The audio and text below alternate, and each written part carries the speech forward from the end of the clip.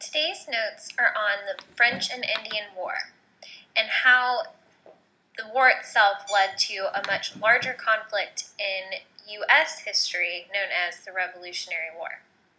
Today we will be discussing the reasons for conflict between the French and the British, the war itself, the solution to the war, which is the Treaty of Paris, continuing conflict with Native Americans, and the aftermath of the war. How did it lead to continuing rising tensions? So what are the reasons behind the conflict of the French and Indian War? Contrary to what the name may sound like, the French and Indian War was actually originally between the French and the British, and it stemmed from a much larger conflict known as the 7 Years' War, which involved tension between the French and the British as well as other European countries like Prussia and Austria and Sweden.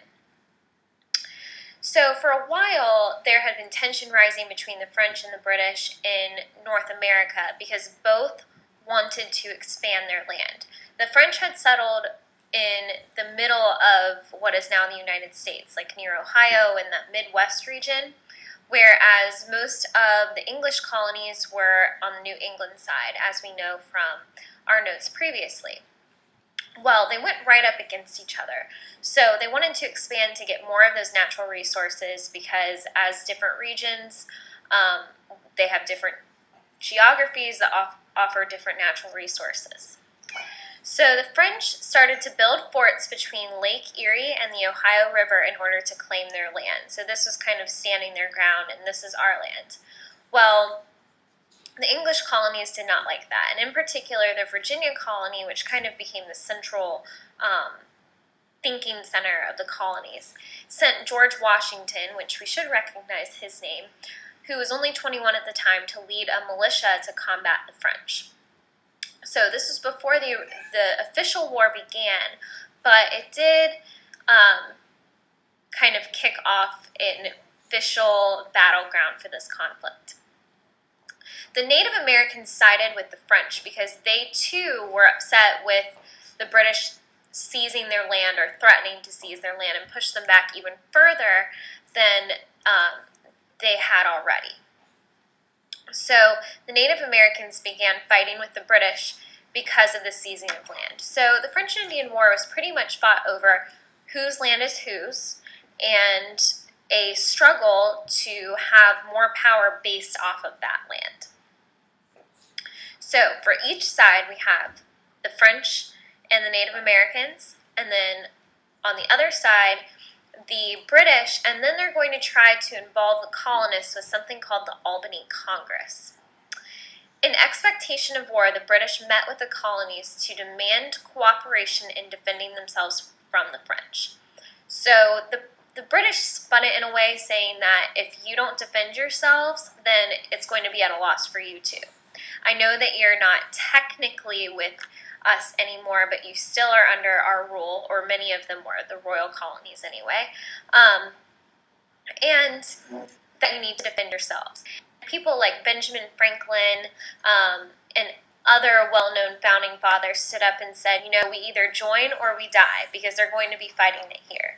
And there's a very famous political cartoon with a snake broken into pieces with the name of the colony stating join or die. So although many colonists did oppose having to spend their money in their land for the British, they still joined in because that's what they had to do if they were going to fight for that land.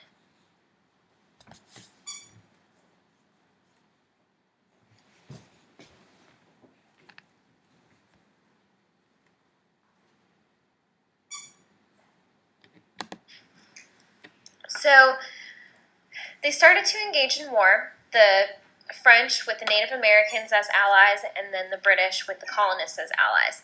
And at first the French were at an advantage because the British had a lack of leadership. And whenever we talk about wars, usually there will be some side that starts out with a lack of leadership and they suffer in the beginning. As I stated before, there was a little bit of rising conflict between the colonists and the British at this point, and the British acted like they ruled everything, and the colonists did not appreciate the attitude. And one of the people was General Braddock. He was a British general who disrespected the colonists. He saw them as less than him, and the colonists thought he was better than them. So the colonists refused to listen to him, and the British general, who was completely unfamiliar with that land, refused to listen to the advice of the people that actually lived on that land, which became a problem. You're putting yourself at a disservice if you're not giving in to the advice of the people that actually live there. So at a place called Fort Duquesne, the French ambushed General Braddock's troops and declare a victory over the British. So this is where we see a rise in the French. However, in 1750, a new leader known as General William Pitt, whose namesake is after Pittsburgh for Pennsylvania, because he won a victory at Fort Pitt near that area. After this point, the British are going to continue to win battles and to show their strength, and eventually that will lead them to the end of the war.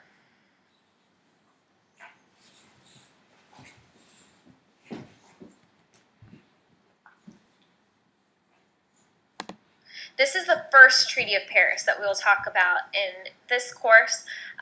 The Treaty of Paris was signed by both sides, the British and the French, in order to recognize the surrender of the French and the British as the victors of the war. Both sides signed the treaty, which caused France to lose almost all of its territory in North America, and that opened it up to British rule. They also ceded French Canada, which means that they gave that away. Native Americans lost most of their land because the French allowed them to live off that land. Remember, the Native Americans and the French were allies, so the Native Americans suffered from this too. The Spanish were also included with this, as it does tie into the 7 Years' War as well. The Spanish lose Florida, and they actually gain New Orleans and the Louisiana Purchase later on. So there's a lot of land that's given up and open for the British to gain. But that's going to cause tension in the future.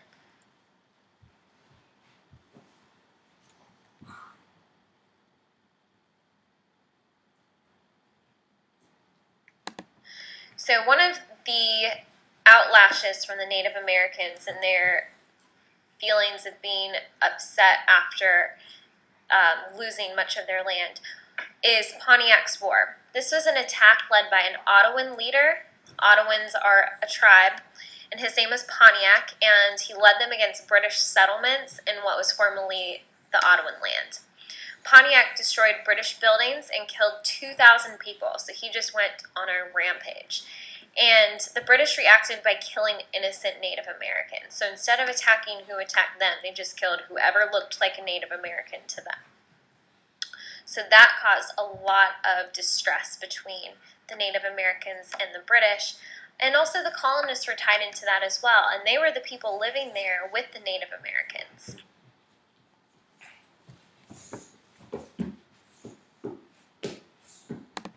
As a result, they came up with the Proclamation of 1763, which is an important thing to know for history due to what's going to happen later on due to this proclamation. It banned colonial settlement west of the Appalachian Mountains in order to prevent conflict with Native Americans. So the British saw, after Pontiac's War, that the Native Americans were a big threat, not only to the British, but also to the colonial people. And it's something they didn't want to deal with. They had already gone through a war, they had spent a ton of money, and they didn't want to have to spend more money having to defend the colonists. So the Native Americans could settle outside of that line, but the colonists were limited to inside of those lines. So that started to make them upset as well, because the British were limiting what they could do.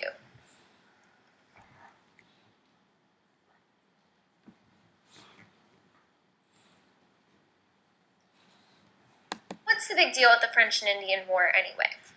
Although it's important to talk about wars in history, the most important part for the purposes of this class is to recognize how the French and Indian War led to a series of other conflicts. So the views of the colonists and the British contributed to the war because they differed so strongly. The way that the colonists saw something was very different than the way that the British saw it, so it led to a communication fault and also conflict. So after the conclusion of the French and Indian War, the colonists had a lot of pride after winning the war. So they felt like they defended their land and that they should rightfully get that land. They also think that they greatly contributed to the British victory.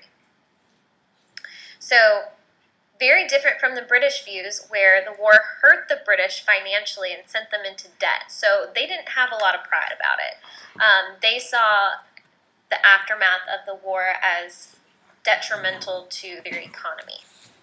They also believed the colonists to be a big part of Great Britain, and because of that, they just thought, you know, if you're part of this country, you should fight to defend it. You shouldn't get a medal for it.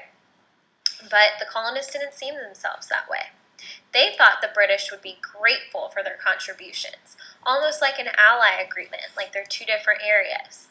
So here we start to see a separation of how the colonists see themselves and how the British see the colonists. They believed they were separate from the British, and the British believed that the colonists owed Great Britain for their debts, because if they're part of Great Britain, they need to start paying taxes to pay for that war. So that's going to lead us into a series of acts where the British are going to tax the colonists for the French and Indian War, and that's going to make them very angry, and that will eventually lead to the Revolutionary War.